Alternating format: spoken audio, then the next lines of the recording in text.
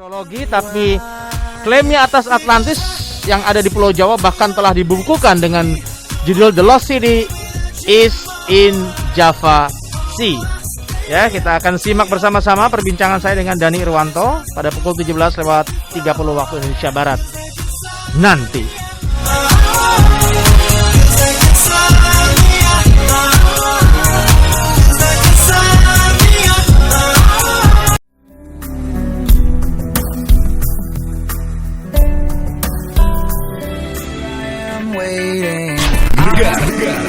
Gelegar informasi dirgantara di Airman Radio 107,9 FM. 107,9 FM Gelegar informasi dirgantara.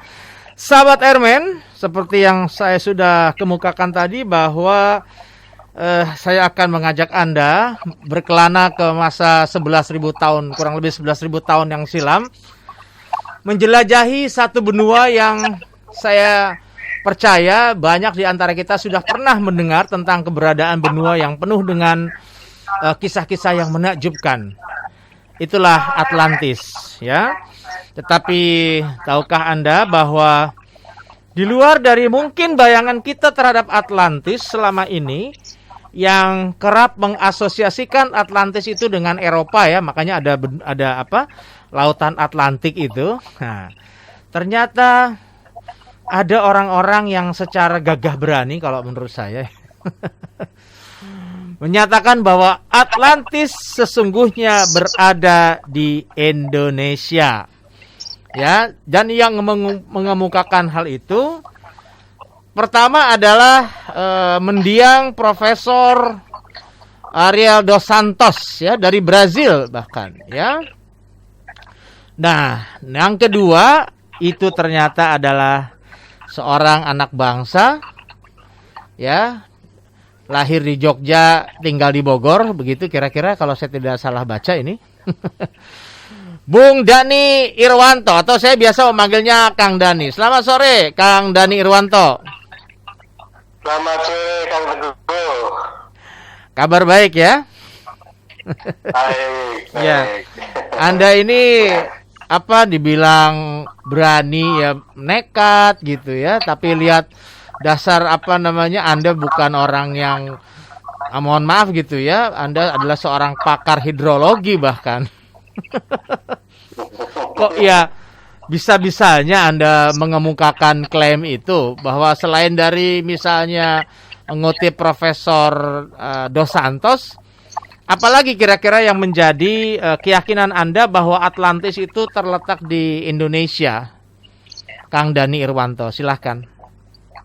Ya, baik, ya. Awalnya memang dari Profesor Santos itu, ya, di 2005 rame itu bahwa Atlantis itu ada di Indonesia. Ya, namun tiba-tiba beliau kan meninggal, ya, 2005 itu juga. Betul. Tidak ada yang melanjutkan. Ya. Kemudian saya coba untuk baca-baca, untuk cari-cari referensi, kemudian menghitung-hitung, membuat model dan sebagainya. Dan yang paling utama adalah membaca sumber aslinya yang ditulis oleh Plato. Nah itu. Bahasa Yunani kuno, ya. Itu makanya saya perlu waktu lama itu. 5 tahun waktu itu baru saya bisa terbitkan bukunya, karena mempelajari bahasa Yunani kuno itu cukup lama lah bagi saya. Dan itu maaf, buku Plato itu dalam bahasa Yunani atau sudah dalam bahasa Inggris? Kalau saya bacanya dalam bahasa Yunani, karena aslinya dalam bahasa Yunani, ya. Oh, oke. Yunani kuno, ya. Memang ada banyak terjemahan, ya, itu juga sebagai referensi bagi saya untuk membandingkan apa sih maksudnya itu. Oke. Nah, silakan Mas, dilanjutkan Mas.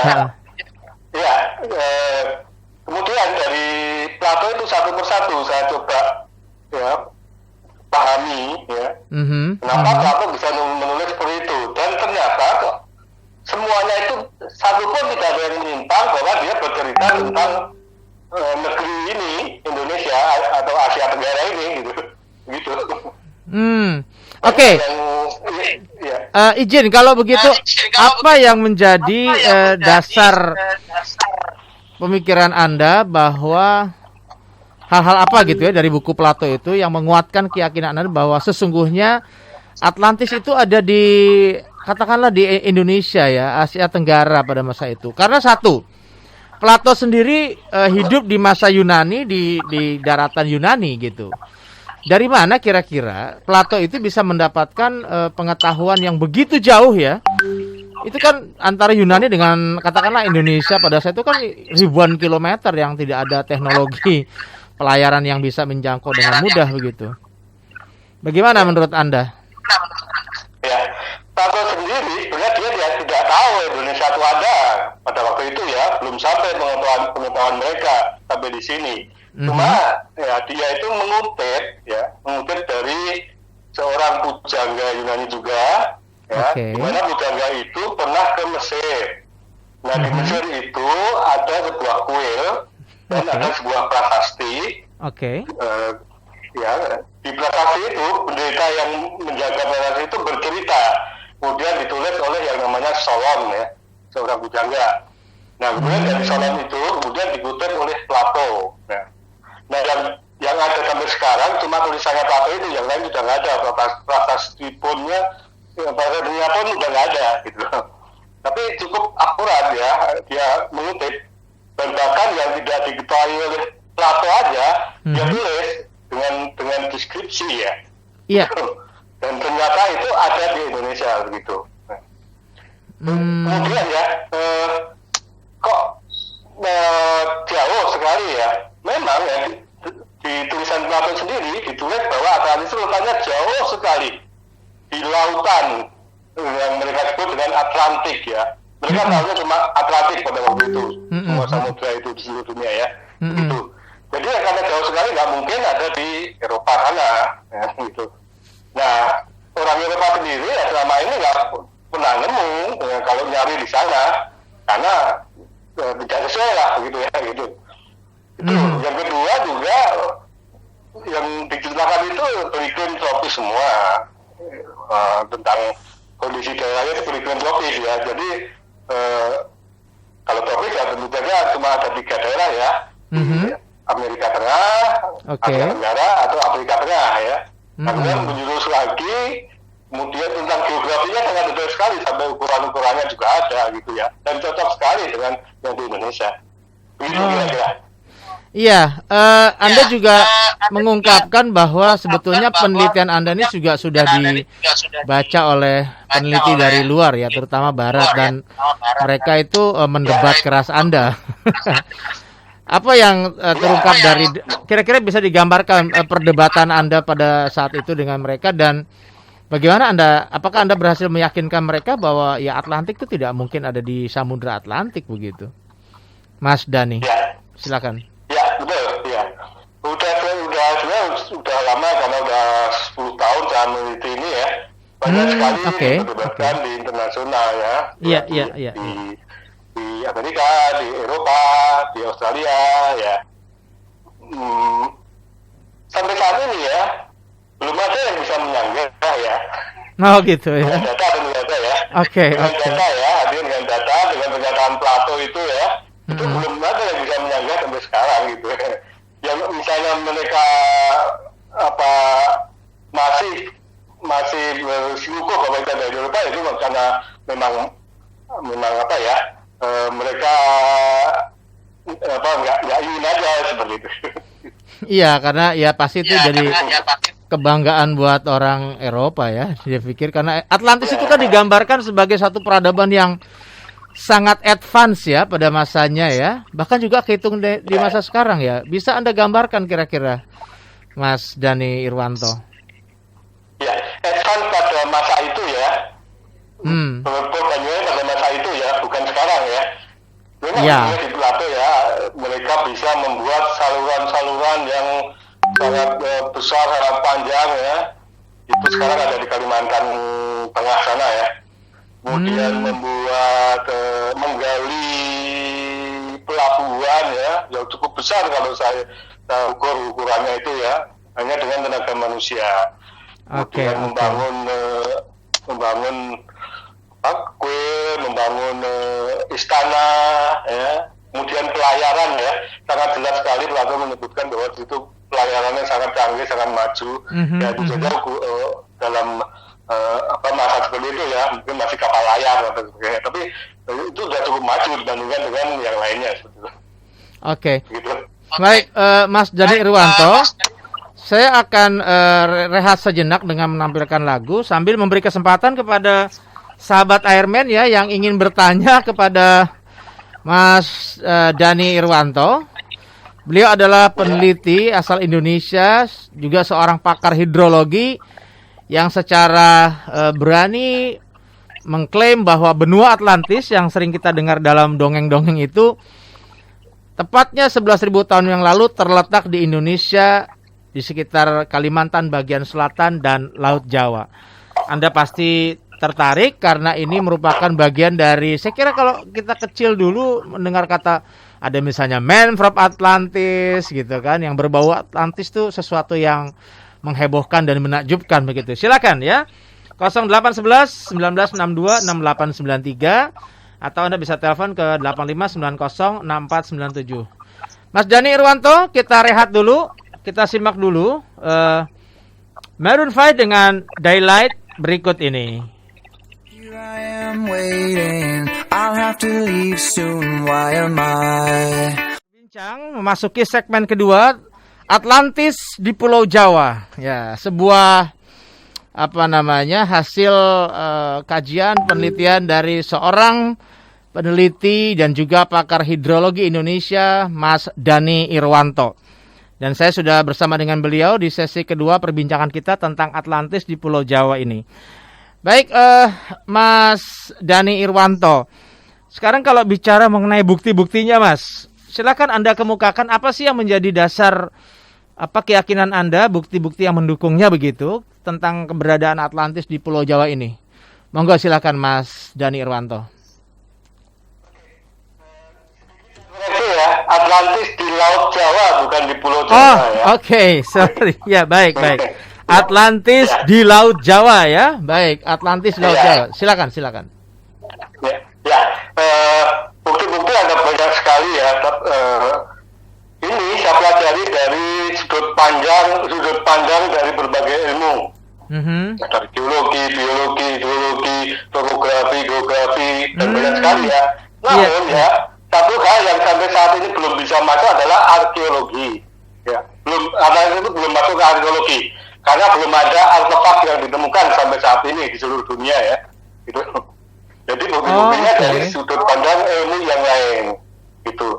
Ada 60 bukti kalau saya kumpulkan ya. Dari geografi misalnya, sangat jelas Plato itu menyebutkan lokasinya itu di Katulistiwa, artinya di sekitar di daerah tropis. Kemudian ada luasnya juga disebutkan, ya. Itu lebih besar daripada Libya dan Asia Kecil. Asia Kecil itu Turki sekarang. Ya. Kalau saya ukur itu sama dengan lebih besar daripada yang namanya Sundaland, ya. Sundaland itu ada daratan 11.000 tahun yang lalu itu yang menghubungkan antara Jawa, Sumatera, Kalimantan dan Semenanjung Malaya. Itu luasnya cukup besar dan itu akurat sekali Plato menyebutkan luasan seperti itu. Kemudian disebutkan juga bahwa dari daratan itu bisa menuju ke pulau-pulau lain. Kita bisa lihat bahwa ada Sulawesi, Maluku, Nusa Tenggara dan juga Filipina, itu adalah pulau-pulau. Nah, itu cocok sekali. Dan kemudian juga disebutkan bahwa dari pulau-pulau itu dapat menyeberang ke benua di seberangnya yang diliputi oleh samudera. Ini jelas sekali bahwa itu menunjukkan ke Australia sekarang, begitu. Itu berarti grafiknya nggak cocok sekali ya, gitu. Benar Plato nggak tahu bahwa waktu itu ada Indonesia. Gitu. Belum nanti banyak yang lain lebih detail lagi, banyak sekali gitu. Tapi kalau bicara mengenai peninggalan sejarah ya, apakah kekurangan dari hasil penelitian arkeologi itu bukannya dia menjadi sesuatu yang signifikan, Mas? Artinya kan arkeologi itu memang bicara soal artefak, soal peninggalan, soal situs begitu. Kira-kira bagaimana Anda menjelaskan ini? Ya, ya. Ini yang menjadi bahan untuk penelitian selanjutnya. Kan ini masih baru kan, di Indonesia ini kan masih baru ya. Nah, sampai saat ini baru sampai ke pemetaan dasar laut ya.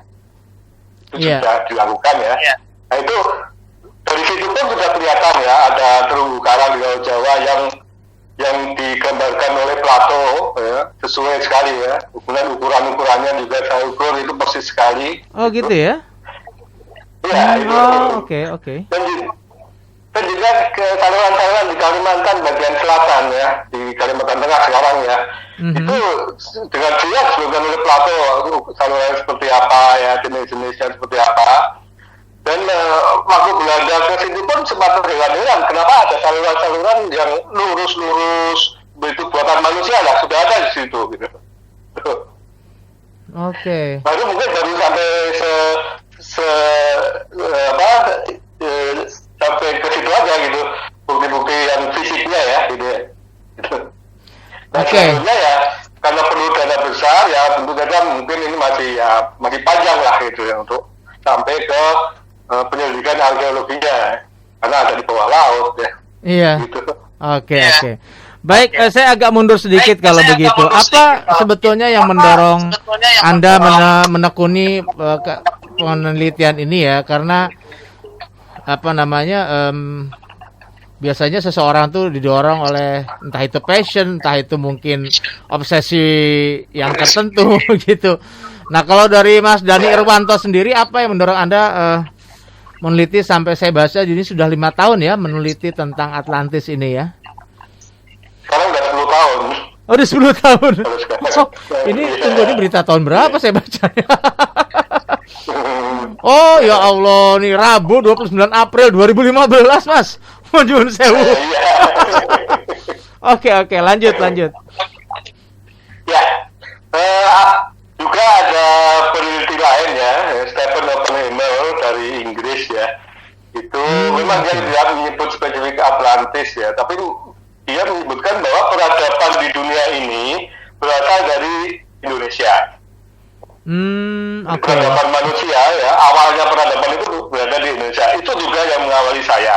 Nah dari situ kemudian saya cari ya, banyak sekali ya bukti-buktinya bahwa memang benar manusia yang beradab pertama kali itu di sini. Karena apa? Karena tanahnya subur. Karena subur, manusia tidak perlu susah-susah cari makan, di sekitarnya ada semua, diem aja udah sekitarnya tumbuh sendiri makanan gitu. Nah dari situlah tumbuh peradaban ya. Kemudian peradaban itu besar ya. Salah satunya ya Atlantis itu ya. Jadi saya tidak hanya meneliti Atlantis saja ya, ada beberapa peradaban lain juga yang saya teliti gitu ya. Seperti itu. Nah ini akan menjadi satu kebanggaan buat bangsa Indonesia tentu saja ya, bahwa kita ini sebenarnya ya diberi anugerah ya tanah yang subur, yang makmur begitu, dan peradaban manusia ini berasal dari sini, begitu. Itu menjadi kebanggaan buat kita gitu. Iya betul sekali. Dan terakhir itu Anda menggelar satu seminar juga ya. Saya lihat ini ada webinar lah. Itu banyak pakar juga bicara di situ ya. Artinya mohon maaf ini bukan seminar kaleng-kaleng gitu. Apa yang paling mendasar dari seminar kemarin itu yang mungkin bisa dikemukakan di sini, Mas Irwanto? Ya, sebenarnya udah sering kali ya. Bahkan di luar negeri pun demikian. Juga yang mengenai interview radio seperti ini juga udah sering di Amerika. Oh, di Amerika justru ya? Iya, di Amerika yang misalnya untuk interview radio ya, udah sering gitu. So the Airman was the first radio in Indonesia who interview you? Ya, betul. Ya, oh, oke. Indonesia baru ini pertama kali. Oke. There must be a history berarti. Ya. Baik. Dan ya isinya ya para pakar semua tentu saja ya gitu. Nah, ini di Indonesia pun juga beberapa universitas juga yang terakhir kemarin di ITS itu ya dengan para pakar ya. ITS ya. Baik. Dan kemudian ya intinya saja karena waktunya ya Iya. Bagaimana saya bisa berteori bahwa Atlantis itu ada di Indonesia, kemudian ibu kotanya ada di Laut Jawa, seperti itu. Terakhir Mas, kira-kira apa yang menjadi harapan Anda seandainya memang betul-betul Atlantis ini terungkap, terbukti berada di, katakanlah di Laut Jawa. Apa sih kira-kira nilai strategisnya untuk negara kita ini, Mas? Ya, banyak ya, tentu saja ya. Karena Laut Jawa itu sebuah laut yang strategis sekali ya. Ya, dari zaman dulu ya, lautnya dangkal ya, sehingga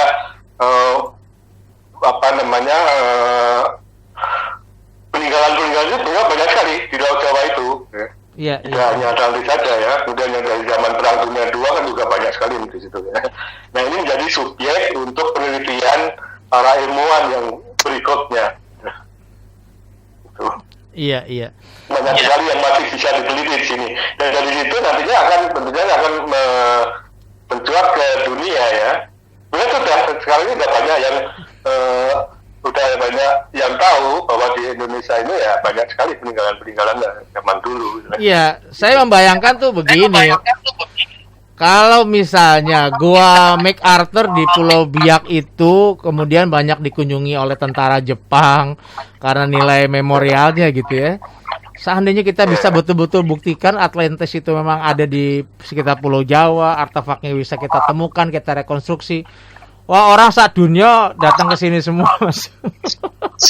Iya. Menganggap ini asal muasal kehidupan kita tuh ya di Pulau Jawa, di sekitar Laut Jawa. Wah, itu akan sangat keren kalau menurut saya, Mas.